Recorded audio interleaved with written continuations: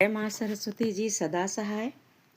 आज मैं लॉन्जाइनस के बारे में हुई सी चर्चा करूंगी। सभी को यथोचित अभिवादन। समय इनका अनिश्चित है। ईसा की प्रथम अथवा तृतीय शती माना जाता है। महत्व की दृष्टि से यूनानी काव्यशास्त्र में अरस्तु के बाद लॉन्जाइनस का ही नाम आता है। उनकी कृति काव्य में उदात्त तत्व, जिसे पेरीइप्सुस कहते हैं, पेरीइप्सुस नाम से वह विख्यात है। पेरीइप्सुस काव्य में उदात्त तत्व। परंतु लॉन्जाइनस के व्यक्तित्व और समय के विषय में विद्वानों में बहुत मतभेद है। इस संबंध में पाश्चात्य आलोचकों के दो मत हैं। पेरीइप्सुस के लेखक रानी जेनोबिया के वीर और कुशल मंत्री लोंगिनुस थे और उसकी रचना ईसा की 3री शताब्दी में हुई थी। दूसरा, इसके लेखक का नाम अज्ञात है और इसकी रचना ईसा की 1ली शताब्दी में हुई थी। दोनों ही पक्षों में कुछ न कुछ बल है, परंतु तर्कों के सम्यक विश्लेषण के उपरांत अब विचार ही अभी तक हो रहा है। उनके निबंध के प्रतिपाद्य को 2 भागों में बांटा जा सकता है। पहला विशेष सिद्धांत है उदात्त शैली का विवेचन। विशेष सिद्धांत अर्थात उदात्त शैली का विवेचन। दूसरा है सामान्य सिद्धांत अर्थात कला के आधारभूत सिद्धांतों का विवेचन। इस तरह से वो निबंधों के 2 भागों में निबंध लिखे। पहला विशेष सिद्धांत, दूसरा सामान्य सिद्धांत। विशेष सिद्धांत में उदात्त शैली का विवेचन किया और सामान्य सिद्धांत में कला के आधारभूत सिद्धांतों का विवेचन किए। जो सामान्य सिद्धांत में कला के आधारभूत सिद्धांतों का विवेचन किए, जैसे कला और प्रकृति, शैल्पिक परिशुद्धि तथा प्रतिभा, कला और नैतिकता इत्यादि, इसमें पहला भाग ही मुख्य है। दूसरे भाग का निबंध, जिसकी योजना में बहुत अधिक महत्व नहीं है, परंतु इसके अंतर्गत लेखक ने कला के आधारभूत सिद्धांतों पर अत्यंत गंभीर और मौलिक विचार व्यक्त किए हैं, जिनका महत्व सार्वभौम एवं चिरंतन है। लोंगिनुस के आलोचकों में उनके मूल दृष्टिकोण को लेकर के तीव्र मतभेद है। स्कॉट जेम्स ने जहां उन्हें पहला रोमानी या स्वच्छंदतावादी आलोचक कहा है, वहां एटकिंस उन्हें अंतिम अभिजात्यवादी आलोचकों की परंपरा में स्थान देते हैं।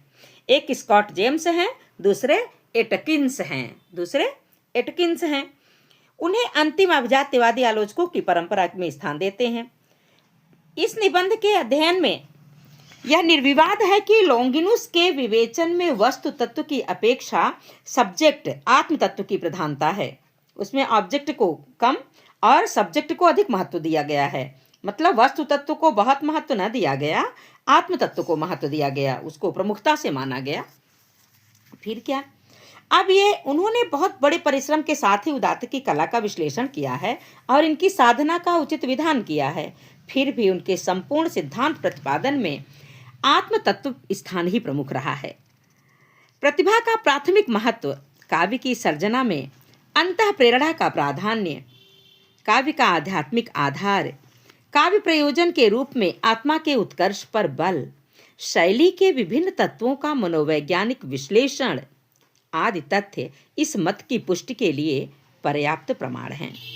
और एक बार हम फिर से इसे बोलते हैं कि प्रतिभा का प्राथमिक महत्व, काव्य की सर्जना में अंतः प्रेरणा का प्राधान्य, काव्य का आध्यात्मिक आधार, काव्य प्रयोजन के रूप में आत्मा के उत्कर्ष पर बल, शैली के विभिन्न तत्वों का मनोवैज्ञानिक विश्लेषण आदि तथ्य इस मत की पुष्टि के लिए पर्याप्त प्रमाण हैं। प्राचीन अभिजात काव्य के प्रति उनके मन में अगाध श्रद्धा थी। उदीयमान कवि के लिए उन्होंने अत्यंत स्पष्ट शब्दों में उनके काव्यादर्श को ग्रहण करने की व्यवस्था दी। उनका बल प्रेरणा ग्रहण पर ही अधिक रहा है। जिस आवेश के साथ उन्होंने अमर कवियों की आत्मा के साथ जीवंत संपर्क स्थापित करने का आग्रह किया है, वह परंपरावाद के अंतर्गत नहीं आ सकता। यह तो प्राचीन के प्रति रोमानी दृष्टिकोण का ही द्योतक है, जिसे प्रत्येक युग के स्वच्छंदतावादी कवि बड़े उच्छ्वास के साथ व्यक्त करते रहे हैं। अतः यह स्वीकार करते हुए भी कि उनका जो निबंध है उसका मुख्य प्रतिपाद्य उदात्त शैली का विवेचन है, लोंगिनुस के मूलभूत दृष्टिकोण के विषय में तो स्कॉट जेम्स का ही मत मान्य रहेगा। प्लेटो के आत्मवाद से प्रेरित लोंगिनुस रोमानी आलोचना परंपरा के पहले आचार्य हैं, इसमें संदेह के लिए बहुत अधिक अवकाश नहीं है, बहुत जैसे संदेह नहीं किया जा सकता।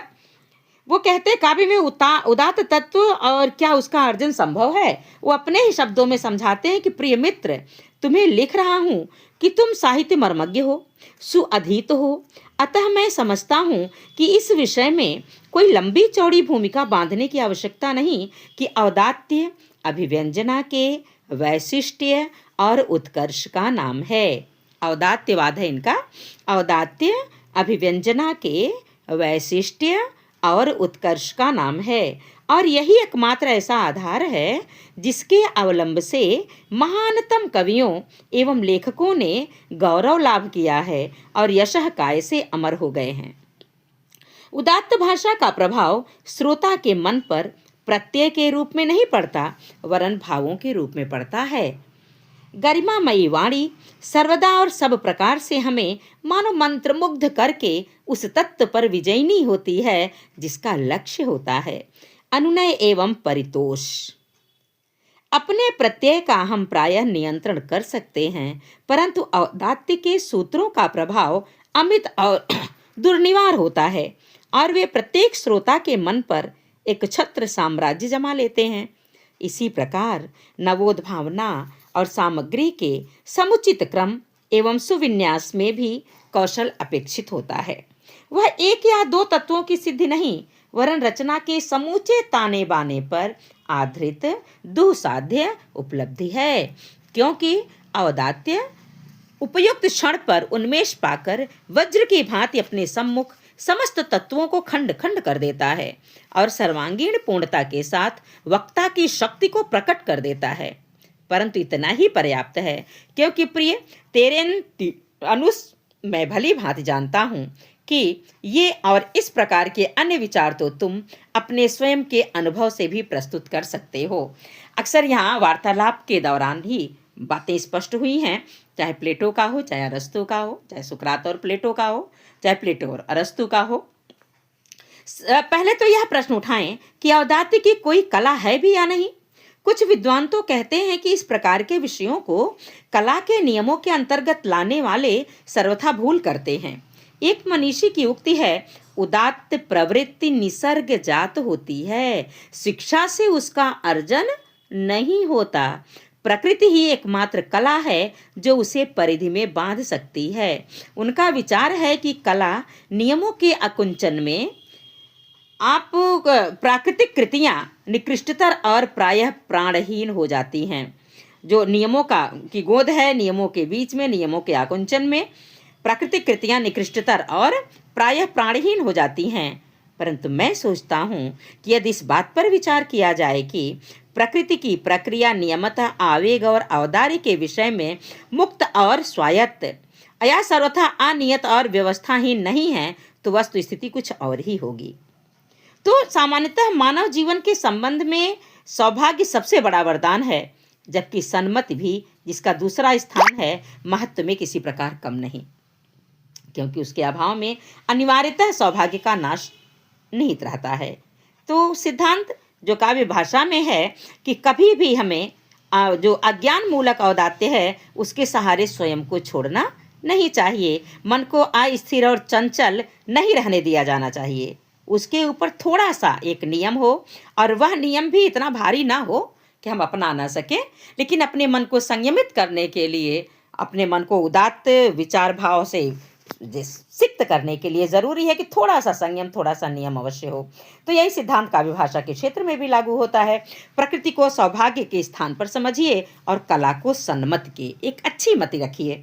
सबसे महत्वपूर्ण बात जो हमें स्मरण रखनी चाहिए वह यह है कि यह तथ्य कला के अतिरिक्त किसी अन्य सूत्र से जाना ही नहीं जा सकता कि अभिव्यक्ति के कुछ तत्व ऐसे भी हैं जो एकांततः प्रकृति के अधीन हैं। सर्वश्रेष्ठ तो साधन यह है कि हमें